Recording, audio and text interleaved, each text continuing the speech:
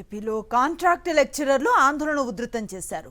GO number 114 ప్రకారం contract లెక్చరర్లను regular చేయాలని కోరుతూ తాడేపల్లిలో ఇంటర్మీడియట్ కమిషనరేట్ వద్ద ఆందోళనకు దిగారు. ఏపీ కాంట్రాక్ట్ లెక్చరర్స్ అసోసియేషన్ ఆధ్వర్యంలో నిరసన ప్రదర్శనను చేపట్టారు. ఎన్నికల్లో ఇచ్చిన హామీని కూటమి ప్రభుత్వం గాలి కొదిలేసిందని వారు మండిపడుతున్నారు.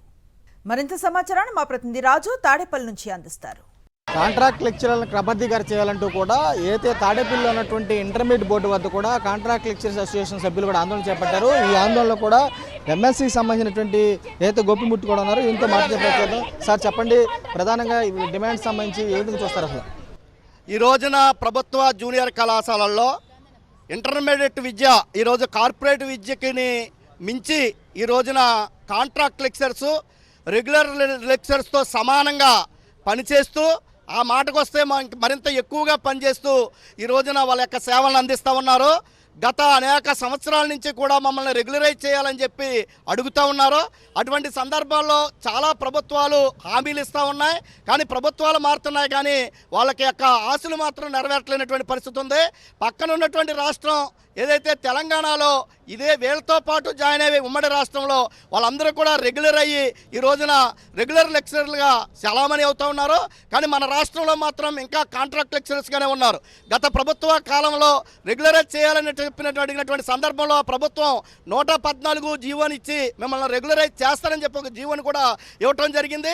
ఆ జీవోని అమలు చేసే సందర్భంలో ఈ లోపు ఎన్నికల కోడ్ రావటం వల్ల ఎన్నికల కోడ్ కారణంగా ఆ జీవో అమలు కాకపోయింది. కాబట్టి వీళ్ళని వెంటనే కూడా ప్రభుత్వం ఆదుకుని 114 జీవోని అమలు చేయాలా, వాళ్ళని రెగ్యులరైజ్ చేయాలా, రెగ్యులర్ లెక్చరర్స్కి సంబంధించినటువంటి వీళ్ళ రిటైర్డ్ అయిన తర్వాత బెనిఫిట్స్ని ఇవ్వాలని చెప్పి ఒకవైపు చెబుతూనే వీళ్ళ చేత మే నెలలో కూడా పనిచేయించుకుని 2024 మే కానీ 2025 మే నెల జీతాలు ఇవ్వకుండా ప్రభుత్వం తాత్సారం చేస్తూ ఉంది. మీరు కాంట్రాక్ట్ కదా, మీకు 12 నెలల జీతాలు ఎలాగిస్తామని చెప్పి అధికారులు చెప్తా ఉన్నారు. గతంలో పీడిఎఫ్ ఎమ్మెల్సీల కమిటీ ద్వారా ఒక జీవో ప్రభుత్వం తీసుకొచ్చింది. వీళ్ళకి 12 నెలల జీతాలు ఇవ్వాలా, ఒక షార్ట్ ఒక 5 రోజులు గ్యాప్ ఇచ్చి వాళ్ళకి 12 నెలల జీతాలు ఇవ్వాలని చెప్పి అప్పుడు ఉన్నటువంటి ఎమ్మెల్సీల కమిటీ ద్వారా ఒక జీవో కూడా వచ్చింది.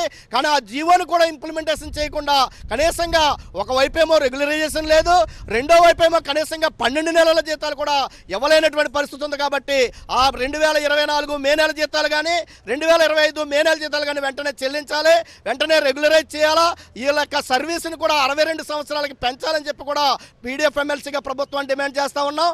ఈ యొక్క సమస్య పరిష్కారానికి ముందుకు రానటువంటి పక్షంలో రేపు శాసన మండలి సమావేశాలు ఈ నెలలో జరగబోతా ఉన్నాయి. ఆ శాసన మండలి సమావేశాల్లో కాంట్రాక్ట్ లెక్చరర్స్, కాంట్రాక్ట్ ఉద్యోగుల యొక్క సమస్యల వాళ్ళ గొంతుకై శాసన మండలిలో ప్రభుత్వాన్ని ప్రశ్నిస్తానని కూడా ఈ సందర్భంగా తెలియజేస్తా ఉన్నాను.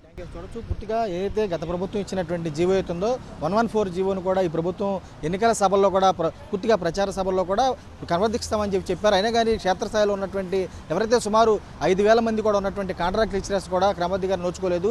పూర్తి స్థాయిలో ఇచ్చినటువంటి హామీని కూడా కూటమి ప్రభుత్వం నిలుపుకోవాలి, లేని పక్షంలో కూడా ఏదైతే పీడిఎఫ్ ఎమ్మెల్సీ సంబంధించి తాము కూడా పోరాడతామని చెప్పి వారు కూడా స్పష్టం చేసే పరిస్థితి కూడా కనపడుతుంది. విషయం బాలుతో రాజు, సాక్షి టీవీ, తాడేపల్లి నుంచి.